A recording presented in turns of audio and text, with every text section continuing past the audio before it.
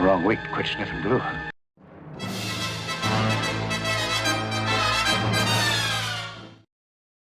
Well, good morning. It is, it's Monday, and it's time to finish up this Star Destroyer.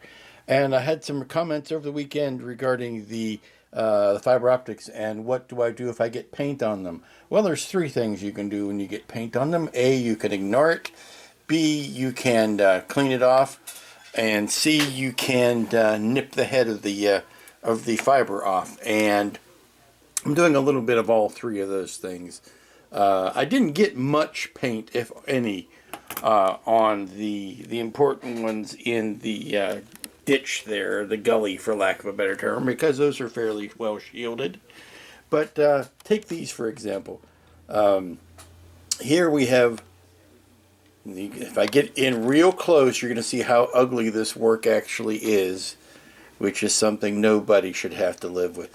But you can see, if these guys, like here, are sticking out, then I'm just going to nip those guys off. Here's something I've done down. Come on, there you go. See, when you clean them off this way, or nip them down to flat, they kind of take care of themselves. And again, this is hyper magnified, and no one should have to look at their modeling up this close. And the other thing you can do, if you like the bloomness of it and you like how everything is looking, is you just take an X-Acto and just scrape across the front of it. And that takes care of the paint as well. So it's not really as big an issue as you might think it to be, because you get surprisingly little paint on there. And what I do is I obviously power everything up and then just run the blade over it real quick. Let me see, we turn this over, see if I can find a good example. Let's see, is there a good example here?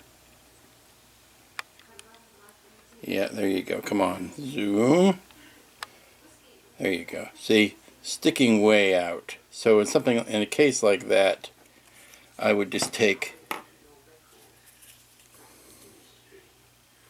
trying to do this while I have the camera on it. Just pop that off. Just pop that head off and keep it really close to the end of the or the edge of the ship there, and it takes care of itself.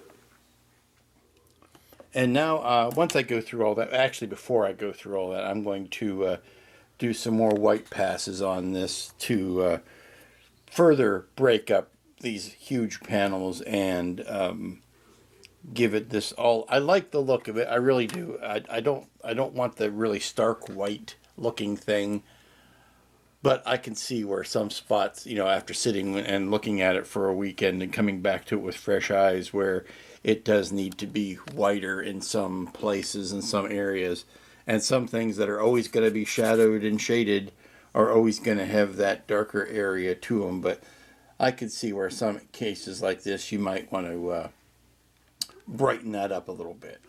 So let me do another white pass on it. Now is that time where we're going to put the last of the surface details on, which is these little guns that go on the sides. And then I'll probably just hit them with a highlight dry brush of white over top of them. And then we'll be getting ready to get this thing down to the final coats. And this is certainly looking brighter. I just put another white pass on the bottom, and then I put a wash in the grid here, and then a white dry brushing over the top. I've discovered something I don't I know why, and it's a necessity, but this will hook, the grappling hook, the pincher, the thing that captures the ships that needs to go here. I've got to wait till the very, very, very, very end before I put that thing in, because it sticks up from the bottom, and if I sit this thing back on its belly, that's going to snap off faster than a heartbeat. So I am going to leave that off until the very end, when I am ready to set it up on its stand for the last time before I glue that in. But I could tell when I only had this half sprayed and this half not, that it was lighter. You really can't tell in increments from here on. I mean, unless you still frame and put things side by side, how much lighter this actually is than from what it used to be. But trust me, it's there. Hey, welcome back. It's Monday afternoon, and it's mail call time again. This is something I have been waiting for most of 2017. And he's home just in time for Christmas. Let me get this opened up. Not only is it a new collection of foam, which I always welcome because I can use it in my packing, but there's just no way of ripping into this thing. Gotta get them out of the box. I need both hands. There's no quick way of showing you this without spoiling the surprise, so I'll just do a quick pan up. Ba-bam! It's my own Baylock. I've been wanting one of these since I was a kid. Nice gentleman on the RPF who makes these. I contacted them, back in April, I think. So it's been a few months. And we went back and forth on the color and the size and the details and all that kind of stuff and the amount of shading. But it arrives just in time for Christmas, and I think I'm going to put them at the end of all of my videos from now on. Look at that. I couldn't be happier with that. I need to get him a little Santa hat for Christmas. Beautiful. Thank you, Dale, if you're watching this.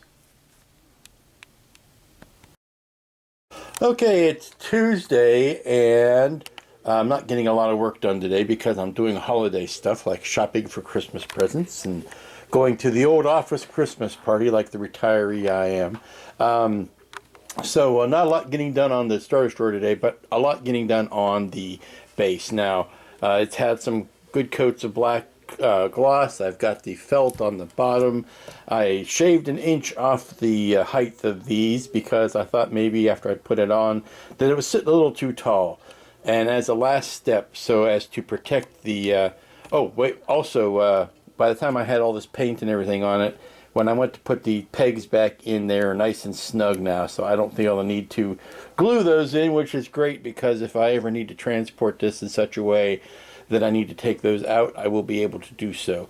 But the last step to finish this base off is I'm going to take these little foam, self-adhesive foam stickies. They're feet for glass shelves so that you can set them on the stands without scratching. But these smaller sizes are perfectly the right size to put at the tops of these posts so that I don't scratch the paint on the Star Destroyer. So I'm just going to go ahead and pop one of those on the top of each one of these. Now see, this post is a little hinky, so it's not quite as tight as the other ones. But they will work just fine without being glued in. And now I can set the Star Destroyer back on it without worrying about scratching the paint. Yay! And all that's really left is to do another pass of white over the top and then hit the whole boy with a flat coat of clear, and it'll be done.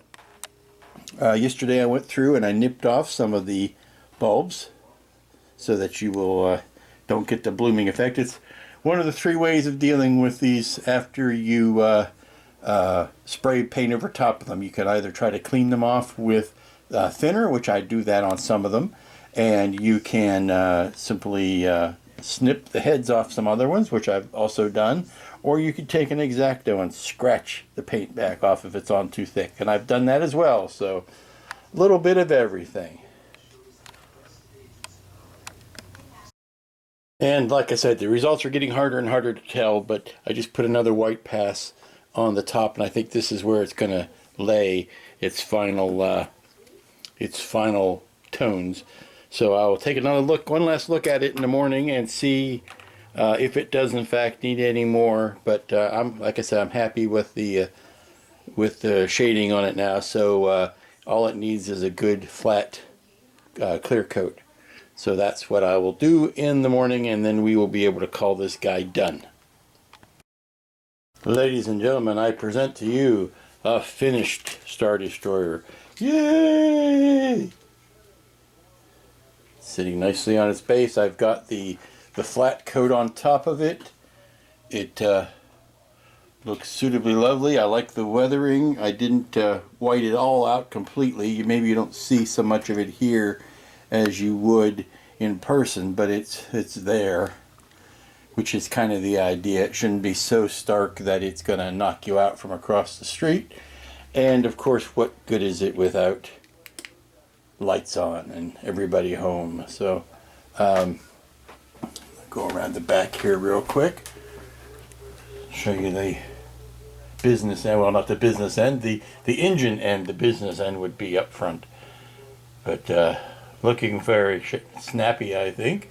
And of course, we need to do this with the lights off to show you the windows in all its glory. So let me do that and set it up.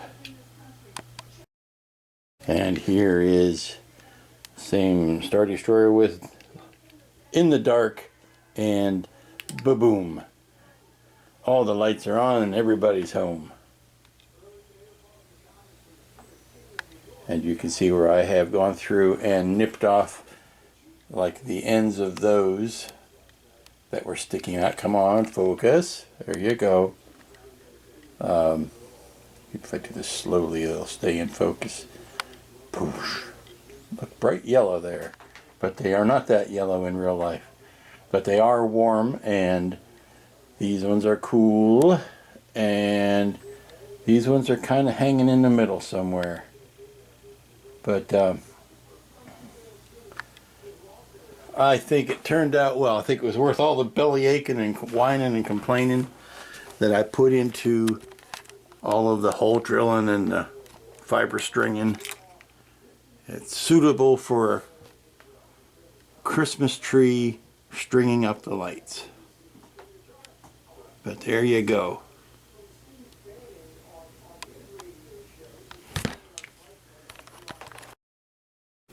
And one of the other projects I've been working on off and on, trying to keep him out of camera range until I'm ready to give the reveal. I'm here in the grand and glorious display room with my new bestest friend, Baylock, home for the holidays. Man named Dale on the RPF was making these. I highly recommend them if you have the fundage. One of the other projects I've been working on, and again trying to keep him out of range, that I've been working on that I wanted to wait until it was completely finished to unveil, and that is, ta-da!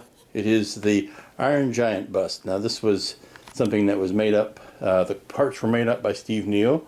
I took the liberty of boxing in the chest plate, this collar plate, and lighting them up. See, the piece ended here, and I put on the rivet plate and all of the background, but I wanted to light them up, and then in a flick of a switch you can turn nasty on you. I don't know whether, how well you're seeing, but those are the red eyes and the white eyes. Off on red, in case he wants to turn on you. But this was a fun project that used up a lot of primer color paints, I gotta tell you.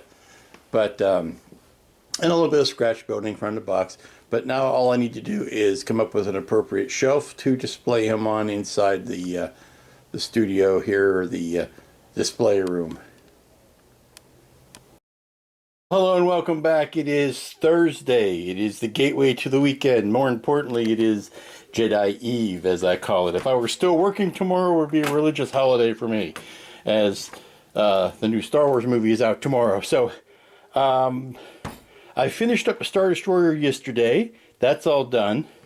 I'm looking for something to kind of do a quickie project. It's in and out, doesn't take a lot of time, and I've got some fiber optics left over. This is the base of what the fiber optic spray fountain looked like that I used for the Star Destroyer's fibers. So I took it apart, got this beautiful battery box with switch and lights, and I've decided to add them to this project. This project is something in carbonite, and I'm not going to show you that because it'll spoil the gag. But what I would want to do is dress it up. When I got this part, it was very rough. You can see the fiberglass in there, and anybody who's worked with any sort of fiberglass knows how itchy that can be to work with. So getting that sealed and getting it sanded and leveled off was trick number one. Trick number two is these side panels. They were cast not hollow like this. They were cast flat like that. So I had to hollow those out, which is resin dust and all of that kind of good stuff. And so what I want to do is I want to use these fibers to light up these side panels here and devise some sort of way that I can take the back piece. See, I've had to glue these into reinforced because these edges are too thin to glue it back to. They won't hold it. I need more glue surface. So I'm going to basically do one of these deals. I'm going to take the light off of the top of this, cut this tower down, but use the battery box and the switch, mount it inside the back of the back, and use that to access my batteries and whatnot, and then run fibers out to these side controls. So try to dress that up a little bit. It's a quickie project. Hopefully I'll finish it today, and gonna hit the theater first thing tomorrow, and tomorrow afternoon maybe I'll finish this up, at least get it to a point where it's ready for final paint. Okay, I've got the fibers into the carbonite base. I've got them glued in on one side. I'm doing the opposite tack as I did on the Star Destroyer. In that case, you'll remember I went from the outside, bloomed the ends, and then stuck them down through each individual hole. Well, this time I had to go from the opposite end because I already had these made up. So I had to sit them inside and then feed them out from the inside this time. And I won't be blooming them, but once they are epoxied in place and painted over, I can nip them down to the flatten them off, nip them down at the base and kind of flatten them off that way. But tale of two ways to put in fiber optics, from the inside and from the outside. I've got this side glued in. We're going to give that a little bit more time to cure, and then I'm going to trowel some glue down on that end, and then I'll light it up and show you what it looks like. Okay, I've got the fibers all glued in. Now they need to be trimmed, obviously, but here is after I painted around them, I'll trim them down. But here you can see, let me turn those lights off here so you can see the flashing lights doing their thing.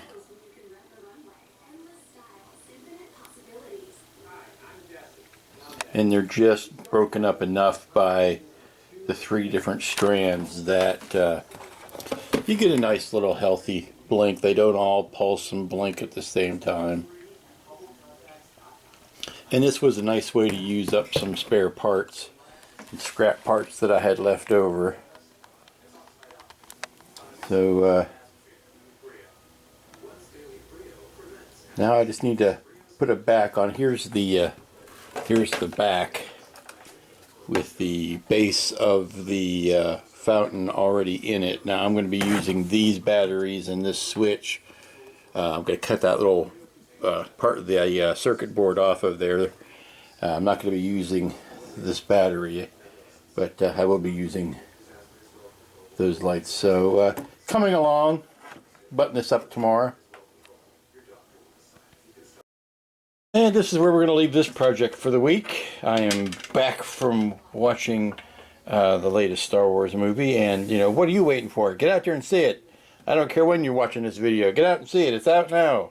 Put down the television. Put down the computer. Go to a theater.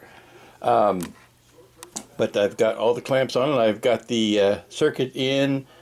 Testing it. Everything's good. I've got the bottom bondoed and clamped, and when the bondo's dry, I'm going to let this sit overnight, come back to it tomorrow to finish up, clean it off, do the final painting. It shouldn't take much longer, but I didn't get it done today, so there you go. Hello and welcome. This is a little special bit of debriefing on the Star Destroyer, because it was such a long build and I had lots of questions about it from people. that I've decided to do a little, like I said, debriefing after it's all done. Here is the ship, a baboom. And so the main question is, people have asked, now that it's all done, would you have done anything differently? Can't say that I would have. I mean, yes, it was a lot of tedious hole drilling and a lot of tedious fiber optic blooming, and even more tedious filling in, threading the fiber optics in the holes. But honestly, I think it was still the best way to do it. A lot of people have said, why don't you use LED tape? That was a common thread. Was, why don't you just use LED strip? Well, two reasons for that. One, LED strip, for whatever people think of it, it still takes up an amount of space. It would not have fit. LED tape would not have fit on that end, and it would not certainly would not have fit into areas like this. There are some cases where fiber optic is still your best bet. I'm going to quick turn the lights on here so you can see the pretty. The remote switch. I like it. It's the first time I've ever tried anything like that. Really happy with that. I just get a giddiness out of it. But look at that. Now, there's one thing maybe I would have done. Would have done differently, and that would have been to take all of my LEDs that I was planning on using, lay them all out in a row, and let them burn overnight to see what kind of color they were going to turn out to be. The yellow ones, these are a little bit, this is warm white LEDs. The rest of it is cool white LEDs, and this is a warm white up in here. And they're coming out as 3 different colors. I expected these to be a little bit whiter. They're a little bit more yellow. I expected these to be white. They're a little bit too purple. So that is probably my only regret. And you can see here, I did take some more time in the back with those big 10 mil LEDs just to make sure that I had ones that were kind of matched in color brightness and temperature. Let's see, what else? Oh, you probably haven't seen the grappling hook, or the little bit of business right in there that I glued in place after everything was done, because you don't dare set this on its belly. That thing sticks down below the center line, so it would have been knocked off in a heartbeat. So you have to have it on your base before you use that piece. What else? Again, with the fiber optics, don't be chintzy with them. Don't be miserly with them. Stick them in. You're going to lose some. That's the nature of the beast. I have to say that I probably cut out more fiber on this ship than I've put in other ships. As far as once you've got them bundled all together, you just whack off the edge, till you get a nice flat edge of all of them. You take the bundle and then you cut the you take the bundle, you epoxy the bundle, and then you slice it off nice and flat. And the wasted fiber optic on this, the parts that I've cut off, was more than what I've put in other kits complete. So don't be afraid to break some eggs, as they say, to make a good Hamlet. The idea that I got online, thank you very much again for how to hide that power cord, and the idea of not putting this on a popsicle stick, not putting it on a base, keeping it light so that I can take it up off the stand and hold it up and do various fun things with it. Make your own base. The base that comes with this is fine for painting or fine for construction, but make your own base for display. You will be happier for that result. And that's it. As far as fun painting, it's a white Star Destroyer. There are no decals. Yay, no decals. There are no clear windows to worry about. But painting is all about the painting. Use the lessons learned in the Discovery build, and do your dark grays and do your other tones, and then cover it with the white coats to build up your detail that way. Don't settle for painting it all with just your white paint and be done with it. I've rambled on long enough. I would say not only is this the probably the best representation of a Star Destroyer you'll ever see in kit form, but it is a fun thing to build. Even if you don't go through all the nuts of drilling all the holes and putting all the lights in it, you can still have a fun build with this. You should at least light the engines though, because that's simple. Anybody could do that. As a matter of fact, that's a very good first how do I get started with lighting your model. That would be a very good model to start with, because the small engines take the 5 mils, the big engines take the 10 mils, and you're off to the races. So now now that we've had this little bit of a post-mortem on the Star Destroyer, we will go back to our rest of our weekly video. One more nighttime shot. Boom. That puts out a lot of light.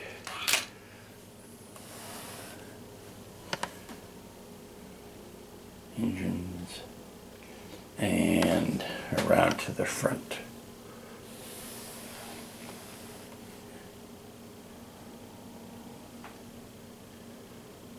Okay, back to the week's video. And that's gonna do it for this week. Big doings. Got the Star Destroyer finished. Yay! Got the Iron Giant finished. Yay! Didn't get the Carbonite creature finished. Boo. We will finish this up next week. The weeks have gotten weird as we're getting closer to the holidays, closer to Christmas. I have to take time out, to go to social functions, things like that, and do my Christmas shopping. I do have a promise for next week, though. You've heard of Elf on a Shelf. You've heard of Trump on a Stump. You've heard of Pence on a Fence. Next week we are going to work on Prawn on the Lawn. Yes, we are finally going to get back to working on Christopher Johnson. I've got a plan of attack. I've got an idea, which is always the first thing you need to have, is a plan of attack. And once you have that, all things are possible. So until next week when I come back to work on that, be good to each other. Enjoy the holidays. Slow down, smell the roses, do that fun stuff, and we'll see you here. Did I say be good to each other? Of course. Always be good to each other, but especially be kind and be patient. These are the holidays. Be good to each other, and I will see you here next week.